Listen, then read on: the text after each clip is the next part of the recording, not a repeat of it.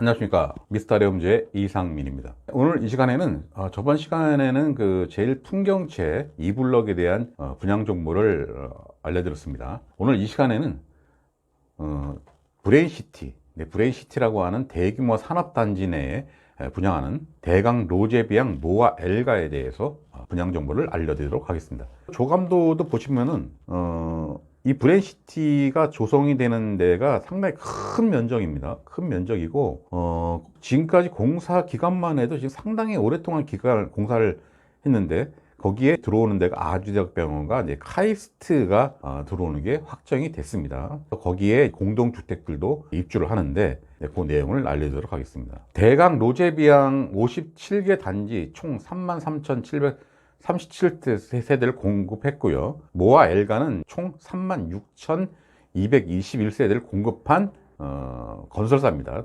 대강 로제비앙하고 모아 엘가 같은 경우에는 마찬가지로 제일 풍경처처럼 메인 건설사는 아닙니다. 메인 건설사는 아닌데 평택 이쪽에서는 그래도 나름대로 잘 알려져 있는 건설사입니다. 지금 사업을 보면은 총 1,700세대가 들어옵니다.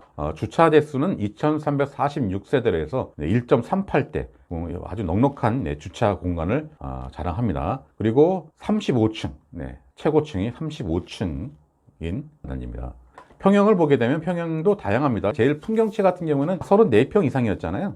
근데 이 대강 로제비앙 엘가 같은 경우는 59A, 25평하고 30평이 공급을 하고 있고요. 주로 공급을 많이 하는 거는 이제 84A 타입이 거의 한 800세대로 공급을 제일 많이 하고 있습니다. 그리고 요즘에는 그 커뮤니티 시설들을 워낙 원체 잘 해놓습니다.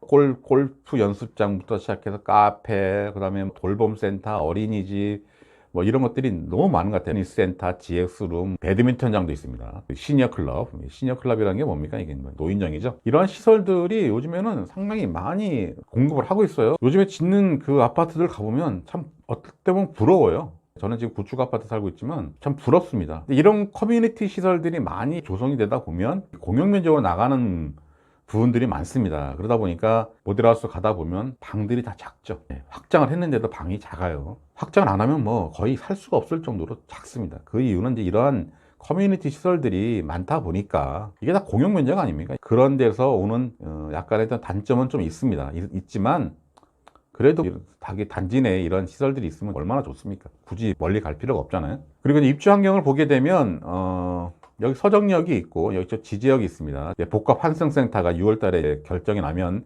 여기에 GTX AC, 뭐 SRT, KTX, 뭐 수원발 KTX 다 이 지지역을 통과하도록 되어 있습니다. 그래서 이 지지역이 앞으로는 되게 훌륭한 역이 되지 않을까라는 생각이 듭니다. 그런데 거기에 차로 한 10분 정도 거리에 있는 그런 단지입니다. 서정역하고도 거리가 멀진 않고 삼성 캠퍼스하고도 그렇게 멀리 떨어져 있지가 않죠. 그리고 송탄 IC가 바로 인근에 있습니다. 이 단지 내에 송탄 IC가 바로 인근에 있기 때문에 송탄 IC를 통해 가지고 평택 제천간 고속도로를 탄다든가 경부 고속도로를 타는 데 있어서는 뭐 전혀 문제가 없습니다. 그래서 접근성이 상당히 용이합니다. 그리고 교통망을 보게 되면 뭐 수도권 제2순환 고속도로하고 경부 고속도로를 원활하게 평택 제천간 고속도로 이런 것들 충분히 이용할 수가 있기 때문에 교통이 불편하다는 그런 거는 있을 수가 없죠. 상당히 교통망이 좋다고 볼 수 있습니다. 지금 현재는 도로가 이 도로, 요 도로죠. 요 도로가 아직 계획이 되어 있는데 이 도로가 있음으로 인해 가지고 삼성으로 이동하는데 좋겠죠. 근데 지금 현재 요게 계획 중에 있고 지금 공사 중에 있는 걸로 알고 있습니다. 그래서 현재로서는 만약에 삼성을 간다, 고덕을 나간다, 이 라인을 통해서 이렇게 나와야 됩니다. 그래서 그러한 점이 조금 현재로서는 좀 불편할 수 있지만 연결도로가 이제 완공이 되게 되면 바로 여기서 삼성으로 출퇴근할 수 있는 그러한 상황이 되겠죠. 여기 3 연결도로 개통 예정입니다. 연결도로가 지금 공사 중으로 개통 시 10분 이내에 지금 현재는 요 쪽으로 해서 다니는 거거든요. 그러니까 아무래도 불편하죠. 이제 연결도로가 완공이 되게 되면 출퇴근하는 데는 전혀 문제가 없는 거로 그렇게 되겠습니다. 그리고 입지 환경인데요. 이 산업단지 내에 어떤 업종들이 들어오느냐. 예를 들어 이 산업단지에 솔직히 굴뚝 산업들이 들어오면 좋아할 사람 누가 있겠어요? 이 안에서 굴뚝에 연기 막 나는데 여기에 공동주택을 지으면 여기 누가 들어오려고 하겠습니까? 여기 들어오는 데를 보면 대부분이 연구개발, 뭐 금속 기계 장비, 전기 전자 장비, 뭐 자동차, 융합 산업, 나름대로 최첨단 산업, 굴뚝 산업이 아니죠. 네, 굴뚝 산업이 아닙니다. 굴뚝 산업이 아닌 곳이 들어오기 때문에 여기에 지금 이제 공동주택들도 같이 입주를 하는 겁니다. 그래서 이런 데 들어오는 금속 기계, 전기 전자 이런 데들 같은 경우 자동차, 융합 산업이면 여기에 들어오는 일자리를 하는 사람들의 연봉이 어떨까요? 연봉이 당연히 높겠죠. 연봉이. 고수입의 봉급을 받는 사람들이 여기에 산다는 거죠. 그렇다는 얘기는 부동산 가격도 상승을 할 수 있다라는 얘기입니다. 고급의 일자리가 들어오고, 그 다음에 이 주변에 뭐가 있습니까? 215만 평의 국가산단 후보지. 별로 떨어져 있지도 않아요. 1.5km밖에 안 됩니다. 그래서 이러한 일자리들이 이제 많이 들어오다 보면 당연히 부동산의 가치는 높아질 수밖에 없어요. 그리고 이 단지 내에 중학교, 초등학교, 고등학교도 있고요. 여러분 잘 알고 있는 카이스트 평택 캠퍼스, 한경대학교 평택 캠퍼스가 여기에 들어올 예정으로 되어 있습니다. 그 병원은 아주대학병원 있고, 대강 로제병 모아에 여기에 위치를 하고 있습니다. 단지 내에 대학교가 들어오고요. 대학병원이 들어온다면 제가 볼 때는 여기는 게임이 끝난 거예요. 게임이 끝난 겁니다. 수학정 2025년 개교 예정으로 지금 되어 있습니다. 대학교를 보면은 삼성전자의 한국 카이스트 출신들이 100명이 있고, 성균관대학교에 70명, 그리고 성균관대학교에 나왔습니다. 지금 성균관대학교 전자공학을 가게 되면 다 어디로 갑니까? 삼성전자 기술연구소로 다 데려가요. 그래서 지금 성균관대학교 전자공학과가 서울대 전자공학보다 더 셉니다. 연세대학교도 50명, 뭐 포스텍, 고려대학교, 서강, 한양, 뭐 이런 식으로 취업이 돼 있다는 거죠. 평택 캠퍼스는 이제 부지가 14만 평. 14만 평이면 작은 평수가 아닙니다. 평택 캠퍼스라고 하지만 상당히 큰 거예요. 14만 평이면. 이런 대규모 캠퍼스가 들어온다는 거고요. 그 다음에 아주대학병원이 1000명 정도의 고급 인력들이 여기에 거주를 한다는 거죠. 그럼 여기에 거주하시는 분들이 어디서, 서울서 출퇴근을 할까요? 여기 거주하시는 분들이 서울서 출퇴근을 하지 않겠죠. 그 주변에 있는 부동산을 뭐 매입을 하든지 아니면 전세를 살든지 월세를 살든지 하겠죠. 이러한 수요가 또 생긴다는 거죠. 삼성역 캠퍼스가 지금 1, 2, 3, 4, 5, 6이 있는데 지금 1, 2, 3을 지금 하고 있죠. 3호기, 4호기를 지금 공사를 하고 있습니다. 그리고 컨트롤 타워가 53층짜리 컨트롤 타워가 세워질 예정입니다. 그리고 5호기, 6호기가 앞으로 계속 공사를 할 예정이고요. 그리고 또 고덕 삼성의 1조 원대 사무동을 또 2개로 추가 건립을 하겠다고 합니다. 코오롱에다가 건설 계약을 체결했다는 기사가 나왔습니다. 1조 원대 사무동이면 규모가 어느 정도가 될까요? 상당히 큰 사무동까지 들어온다는 겁니다. 컨트롤 타워 53층이라고 하면 거의 63빌딩인데요. 63빌딩만한 데들이 컨트롤 타워가 들어온 데다가 사무동까지 2개로 추가로 건립을 하겠다. 용인, 처인군 남사읍에 약 215만 평 규모의 국가산단 후보지가 더 선정이 돼서 이쪽이 이렇게 하이닉스 이천과 여기 용인 해서 여기가 바로 반도체 벨트가 형성이 되는 거죠. 반도체 벨트. 그래서 세계 최대 반도체 메가 클러스터가 2042년까지 여기다가 조성을 하겠다라는 거죠. 여기다 조성을 하는 이유는 여기에 있는 사람들은 다 고급 인력들이에요.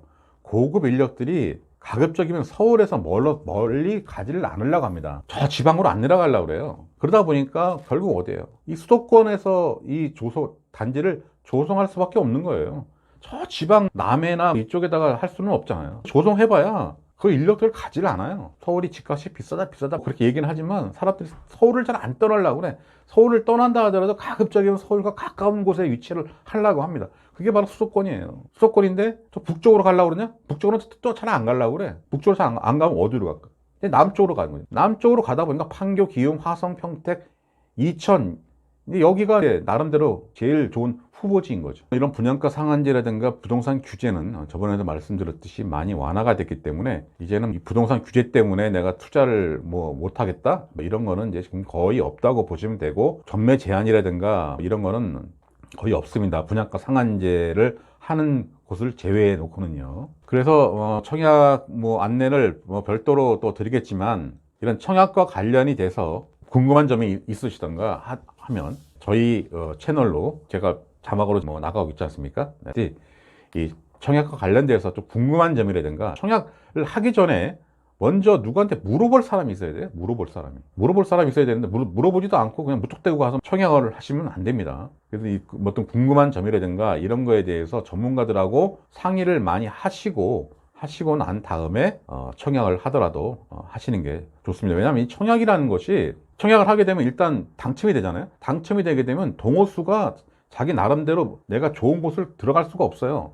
그러다 보니까 입지가 별로 안 좋고 개발 호재가 없는데 청약을 하는 데들 보면 청약률이 낮은 이유가 뭐냐면 내가 거기다 청약을 하게 되면 거기다 청약을 하는 곳에 나름대로 뷰도 좋고 위치가 좋은 곳에 당첨이 되면 상관없는데 그렇지 못한 곳에 당첨이 되게 되면 당첨을 포기하게 되면 어떻게 됩니까? 청약 통장을 내가 잃어버리는 거잖아요. 그러면 또 그 청약 통장을 또 다시 처음부터 시작하려면 또 기간이 또 걸리잖아요.